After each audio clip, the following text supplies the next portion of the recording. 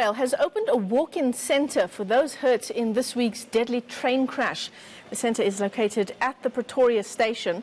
3 people died, hundreds of others were injured when 2 trains collided at the Walkerton train station in Mountain View.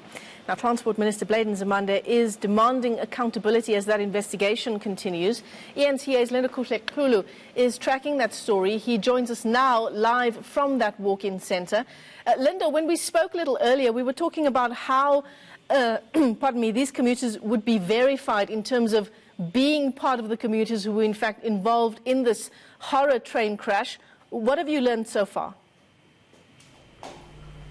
Well, Michelle, we are at that walk-in centre. In fact, I can tell you I am standing next to Lillian Mufokeng, who is the spokesperson for Metrorail, who's just going to take us through all of that in terms of how this process is working. But we have seen, in fact, a few individuals outside queuing, in fact, and have been helped in terms of the identification process. But let's just get a sense of how this will work, and what is needed for one to actually be verified as one of the passengers.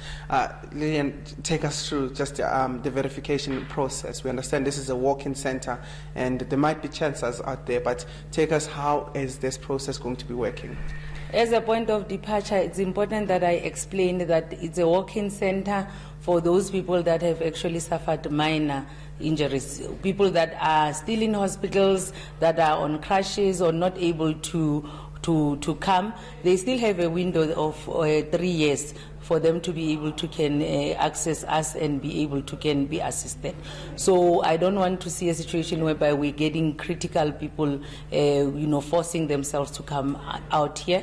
All that we are looking at now is to try and make sure that at the accident scene, what we've done is to make sure that we get the details of the people that were on the train. However, we are aware that people might have lost their train tickets, people might have ran out of the site out of shock, and we are also going to make sure that we give those people a hearing. There's basic information that we need. We need proof of identification.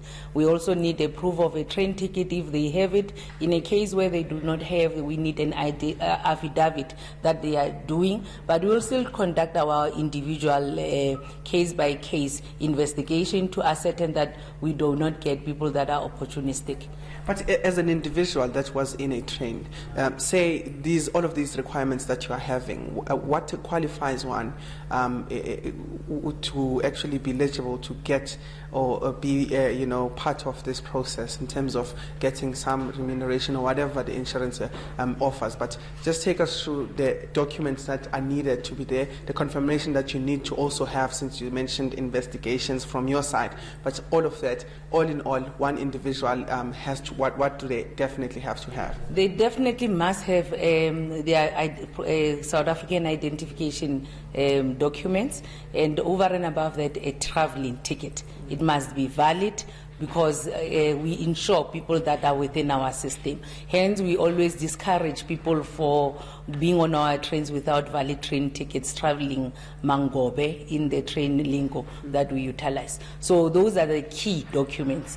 Hence, I'm saying that we are aware that out of the accident, some people might have lost even tickets. Fortunately, when we were clearing up the scene, we have not picked up any paper, because we analyze even from the scene papers that are there for in case there are train tickets that are lying around and things like that. So we will be giving them, everybody that walks into the center is given, it's their responsibility to prove that they were actually on the train, and then we will support and assist each and every one of them. Yeah, well, maybe I'm just being slow here, but in terms of those who don't have tickets, how do we verify them? We verify them because, remember, they must still do an affidavit. And out of the affidavit, we're still going to make sure that we do an investigation. For example, we are going to even look at the traveling, the story that they are giving us, if it's something that they are making up, that they were on the train, of how they saw everything happen.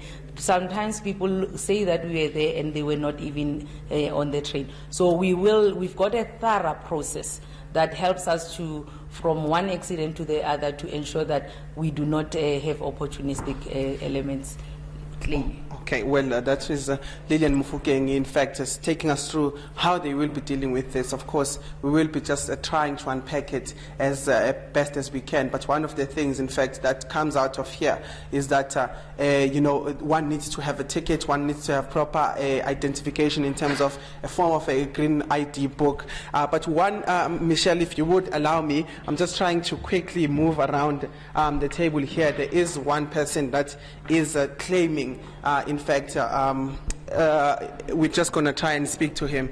Say, I'm just going to have to try and get the mic to you.